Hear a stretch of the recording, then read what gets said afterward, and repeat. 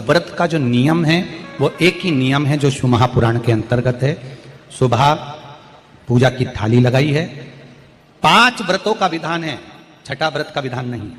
कितने व्रत? 5। सुबह पूजन की थाली लगाई है। पूजा की थाली, अभिषेक का सामान सब लेकर आप मंदिर में जाइए। शिव मंदिर में जाकर बाबा का जल अभिषेक पूजन करिए जिस हिसाब से आप करते आए हो। पूजन की थाली में सामान उतना रखना जो शाम को भी आपके साथ चला जाए, अलग से नहीं रखना पड़े। अलग से केवल शाम को दिए रखो, जल रख लो थोड़ा सा, और बाकी का जो मिष्ठान आप तैयार करोगे बस वो, बाकी का चंदन नबीर गुलाल ये सब सुबह की थाली का रखिए, थोड़ा फल जो भी रख लो। सुबह पूजन करो, बाबा का निवेदन करो, घर आ जाओ, थाली को ढक कर रख दीजिए। शाम को जब जाओ कोई प्रसाद उतना ही बनाओ जितना भगवान के लिए बना रही है। ये नहीं कि खीर ज्यादा बना ली तो आधी हम यहां ले जाएं और आधी घर के लिए छोड़ दें, नहीं, उतना ही बनाओ जितना भगवान के लिए जाएगा, जिसमें से 3 हिस्से हों। एक पात्र में भरकर ले जाओ, दोने ले जाओ, कटोरी ले जाओ, प्लेट ले जाओ, जो तुम्हारी मर्जी पड़े, कागज ले जाओ, जो तुम्हारा मन पड़े वो ले जाओ। 6 दिए लेकर जाओ, बाबा के मंदिर में जाकर पूजन अर्चना करो। शाम को अभिषेक नहीं करना है, केवल छींटा देना है। थोड़ा सा जल जो बचा हुआ है उसमें से थोड़ा थोड़ा छींटा देकर, जल का थोड़ा सा छींटा देकर पूजन आदि कर कर, जैसी पूजन सुबह करी वैसे ही भाव से पूजन करो। 5 दिए थाली में से नीचे रख दो, छठवा दिया भी नीचे उतार दो थाली में से।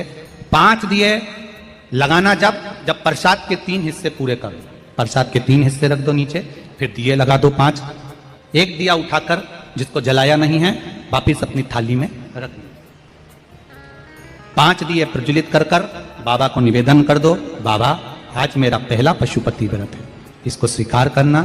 दिल से बाबा इस कार्य के लिए मैंने करा है, इसको स्वीकार कर लेना। बहुत सुना बाबा पशुपति व्रत में कर रही हूं, मैं भी पूर्व में ना जाने कितनी योनियां ली होंगी, कौन सा मैंने बेकार कर्म करा होगा जो आज मुझे दुख भोगना पड़ रहा है। इस दुख को आप मिटा सकते हो क्योंकि आपका नाम पशुपति नाथ है। आप इसको मिटाइए, विनय करो, बाबा से विनती करो। एक दिया, एक प्रसाद का हिस्सा थाली में लेकर आ जाओ, बाबा को निवेदन कर कर, बाकी का वहां छोड़कर एक दिया, एक प्रसाद का हिस्सा लेकर आ जाए। एक दिया, एक प्रसाद का हिस्सा लाए, घर के अंदर प्रवेश करते समय सीधे हाथ की ओर बैठकर, अपने घर की ओर मुख कर कर सीधे हाथ की ओर उस दिए को घर के बाहर प्रज्वलित कर दो। भगवान से विनती करो, भोलेनाथ आप मेरे घर में प्रवेश कर कर मेरा कार्य सिद्ध करें। बाबा को निवेदन कर कर अंदर जाइए। भोजन करने से पहले जो मीठा है, एक हिस्सा प्रसाद का है, उसको खा लीजिए। उस हिस्से में से किसी को नहीं देना, चाहे घर में बच्चे हों चाहे बड़े हों, उस प्रसाद का हिस्सा केवल तुमको खाना। पहले प्रसाद खाइए, उसके बाद में फिर भोजन करिए। एक समय फलाहार कर सकते हो, दूसरे समय भोजन कर सकते हो। इसमें जरूरी नहीं कि आपको मीठा ही खाना है। शाम का जो प्रसाद बनेगा वो मीठे का ही भोग लगेगा। सुबेरे आप आराम से नमकीन का भी फलाहार कर सकते हो, मीठे का भी फलाहार कर सकते हो। फलाहार के लिए कोई मना नहीं है, फलाहार आप कैसा भी कर सकते हो। पर भोजन जब करोगे, अन्न जब खाओगे, जब पहले भगवान का प्रसाद खा लो। 4 पशुपति व्रत पूर्ण हो, बीच में अगर कहीं रजस्वला धर्म आ गया, आपको पूजन नहीं करना है, घर में कोई सूतक सावड़ आ गया, या कोई व्रत फंस गया, एकादशी आ गई, या कोई व्रत आ गया, तीज आ गई, चतुर्थी आ गई, जिसका आप व्रत करते हुए आए हो, तो पशुपति व्रत उस दिन मत करो, फिर अगले सोमवार कर लेना। 3 हो गए, एक रह गया बीच का, उसको अगले में करो, वो चौथे में गिनती में आ जाए। 5वां छूट गया, कोई बात नहीं, 1 महीने बाद तो होगा, 8 दिन बाद तो होगा, 15 दिन बाद तो होगा, फिर उसको गिन लो, 5वां हो गया। महाराज ऐसे 5वां व्रत जब आए, 5वें व्रत के दिन शाम को जब पूजन करने जाओ, एक श्रीफल, कुछ रुपए, 11 रुपए आदि जो भी है, नारियल पर रखकर बाबा को विनय कर कर, बाबा आज मेरा पशुपति व्रत पूर्ण हो रहा है, आपकी कृपा हो, मेरी झोली भरना बाबा, विनती करो। और वो श्रीफल रुपया रखकर 5 दिए लगाकर, एक दिया वापिस लेकर, एक हिस्सा प्रसाद का लाकर देहली पर अपने वही दिया लगाकर अंदर प्रवेश कर कर भोजन ग्रहण करो। बाबा को निवेदन कर लो। पशुपति व्रत का कोई उद्यापन नहीं है, पशुपति व्रत का एक ही उद्यापन है, जो श्रीफल और 11 रुपए आपने मंदिर में रखे हैं, वो उद्यापन के भाव से रखे हैं, भगवान को नमन कर कर रखे हैं। ये पशुपति व्रत। अब दुनिया के लोग इसको पशुपति व्रत को कहीं इतनी बत्ती लगा दो, तो इतनी बत्ती का दिया लगाओ, तो ऐसा करो, तो गलत। उसका नियम जो है वो एक ही, उस नियम के अलावा कोई नहीं। आप प्रेम से करो, स्नेह से करो, उसको दिल से ले जाओ, मन से ले जाओ, एक व्रत करने के बाद अगला जब व्रत करो तो थोड़ा रुक कर करना, एक साथ लगे लगाए व्रत ना करिएगा, थोड़ा रुक कर करिए, इंतजार करो 3 महीने का कि बाबा मेरी ऊपर कृपा जरूर करेगा। दिल से करा है तो वो दिल से देगा, झोली भर कर देगा, ये निश्चित है, उसका व्रत फल देता है। करना जरूरी नहीं है कि व्रत माताएं करेंगी, पुरुष कर सकता है, बच्चे कर सकते हैं, बूढ़े कर सकते हैं, बड़े कर सकते हैं, बेटा बेटी कर सकते हैं, नवयुवक बच्चे कर सकते हैं, पर दिल से करो उस पशुपति व्रत। कोई आपका दूसरा व्रत फंस गया है तो पशुपति व्रत को छोड़ दो, उस दिन आपका जो व्रत है, एकादशी हो, चतुर्थी हो, तीज हो, छठ हो, उसको कर लो। नवरात्रे फंस गए, नवरात्रे कर लो, उसके बाद कर लेना पशुपति। जितने व्रत रह जाए उस व्रत को बाद में। महाराज शिव कृपा, व्रत एक ही मंदिर में करना, जिस मंदिर में पहला व्रत करा है उसी मंदिर में 5 व्रत करना। ये नहीं कि हम मायके में 2 व्रत करके आ गए और तीसरा व्रत हमने ससुराल में कर लिया। 2 व्रत करके मायके से आ गई हो तो 3 व्रत भी मायके जाके ही करना। अगली बार ऐसे जाना कि सोमवार बीच में फंस जाए और तुम 1 व्रत करके आ जाओ।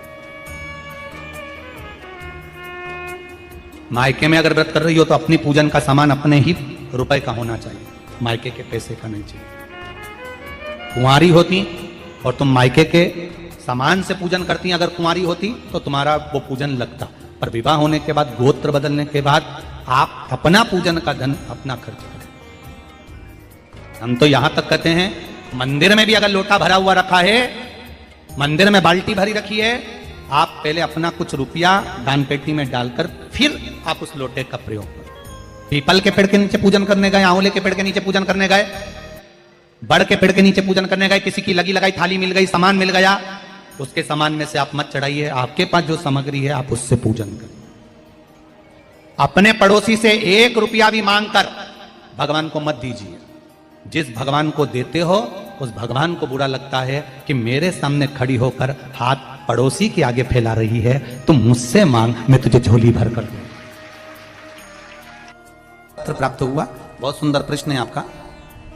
गुरुजी, पशुपति व्रत में जो 6 दिए लगाए जाते हैं उसमें बत्ती गोल लगाना चाहिए कि लंबी लगाना चाहिए? प्रश्न बहुत अच्छा है, एक बार जोरदार ताली बजाओ भगवती साहू के लिए, बहुत अच्छा प्रश्न है। हमने पहले भी कथा में कहा कि शंकर भगवान के मंदिर में पार्वती भी है, शिव भी है, दोनों विराजमान। आप दोनों तरह की बत्ती शंकर के मंदिर में लगा सकते हैं। जहां देवी के मंदिर में अकेली देवी होती है तो वहां पर फिर लंबी बत्ती का क्रम आ जाता है। पितरों की पूजन हो रही होती है, लंबी बत्ती का क्रम आ जाता है। पर जहां पर देवाधिदेव महादेव भी हैं, पार्वती भी है, वहां आप गोल भी बत्ती समर्पित कर सकते हो और लंबी भी बत्ती लगा सकते हो, उसमें कहीं दोष नहीं है। फिर आपने वर्णन करा 5वां व्रत पूर्ण होने पर 108 पुष्प या चावल बेलपत्र चढ़ाते हैं। सबको एक साथ चढ़ा देना चाहिए कि एक एक करके चढ़ाना चाहिए? वैसे शास्त्र रीति के अनुसार पशुपति व्रत में जो 5वां सोमवार पूर्ण होगा और आप 108 अगर कोई वस्तु चढ़ा रहे हो तो एक एक कर श्री शिवाय नमस्तुभ्यम, श्री शिवाय नमस्तुभ्यम, एक एक कर चढ़ाना चाहिए। एक साथ हाथ में लिया और एक साथ नहीं चढ़ाना, एक एक कर समझ। बहुत अच्छा प्रश्न है। एक प्रश्न जो आपने किया था उसका उत्तर इस कथा में चल रहा है, नंदी वाला जो प्रश्न आपने तीसरा करा है उसका उत्तर इस कथा में चल रहा है। कि आप कहते हो कि मंदिर से जाते समय नंदी के कानों में कहकर चले जाओ। बैठिए बैठिए बैठिए, बहुत सुंदर प्रश्न है आपके, बहुत भाव से और आनंद से आपने करा और जनमानस के कल्याण के प्रश्न है। ये केवल आपके लिए नहीं है, ये सबके लिए इतने जोरदार प्रश्न है। जो गलती भी करते होंगे तो उसको सुधार सकते।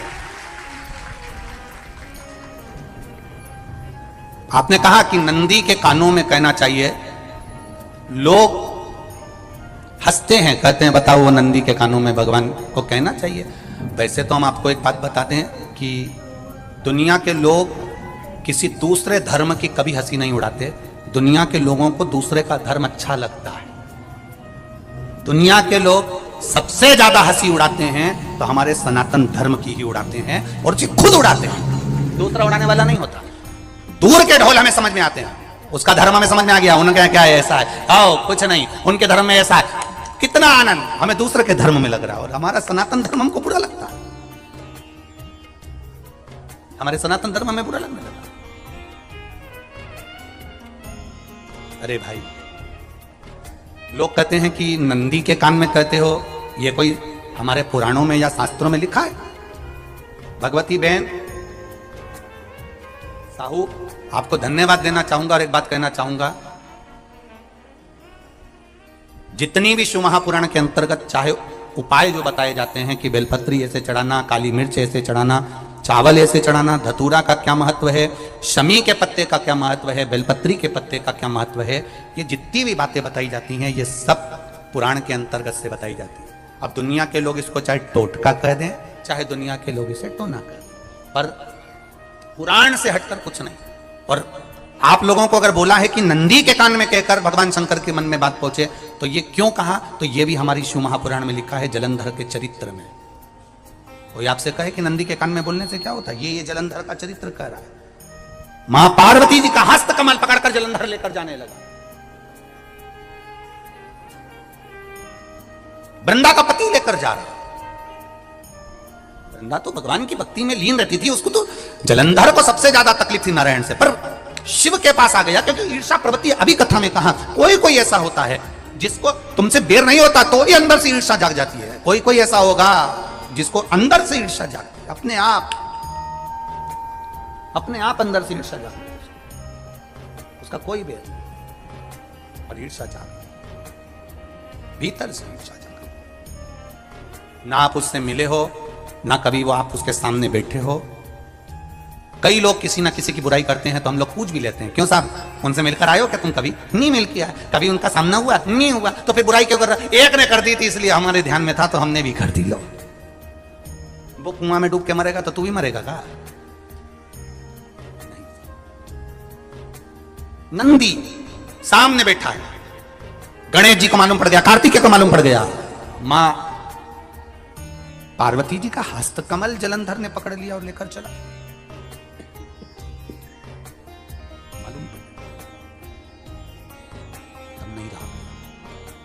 गणेश जी को क्रोध आ गया और गणेश जी महाराज आए, शिव जी को जगाने लगे, पिताजी पिताजी पिताजी कर कर जगाए, उठो पिताजी, पिताजी उठिए, पिताजी जागिए, पिता को जगा रहे हैं। भगवान शंकर नहीं उठे, तप में लीन थे। क्या करें हम? जलंधर के पास में इतना बल है, इतना बल है, और पिता की आज्ञा नहीं होगी तो हम कैसे मार देंगे इसको? मारने को तो मार देंगे। मां ने आज्ञा करी थी कि जलंधर उसको तारकासुर को मार दो, तो कार्तिकेय ने तारकासुर को मार दिया। शिव जी की आज्ञा नहीं तो हम इसको कैसे मारें? क्या करें? सब कुछ गणेश जी ने देख लिया, शंकर जी के ऊपर बहुत बहुत बहुत बहुत प्रार्थना कर कर देख ली, पर शंकर जी नहीं जागे। तब आखिरी में विनायक ने, गणेश ने, जितने लोग आस्था चैनल पर कथा सुन रहे हैं, जितने लोग फेसबुक यूट्यूब पर कथा सुन रहे हैं, इस बात को याद रखना कि नंदी के कान में कहने से क्या होता है, वो ये इस कथा से सीख लेना। आखिरी में गणेश जी को लगा किसको कहूं, शंकर जी भी तप में हैं, नंदी भी तप में है, मैं किसको कहूं? शिव जी को कह के कर थक गया, पिताजी को